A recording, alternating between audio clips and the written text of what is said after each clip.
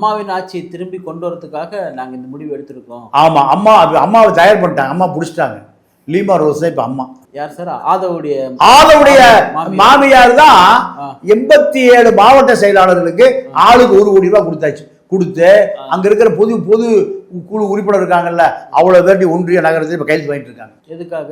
அம்மா பொதுச் செயலாளர்ல எடப்பாடி காலி பண்ணிட்டு லீமா ரோஸ் பொதுச் செயலாளர். ஆமா, கூத்த பாருங்க.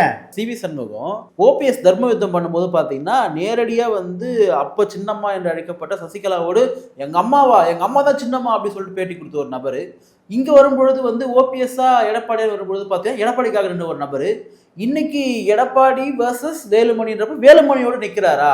இவருடைய ரோல் என்னதான் ரோல்? டாஸ்மார்க் சண்முகம் அவர் பேரு. துறையை பொறுப்பா பார்த்துட்டு. ஆமா, அந்த துறையில இருந்தார். அதனால டாஸ்மார்க் சண்முகம்னு வச்சுக்கோங்க.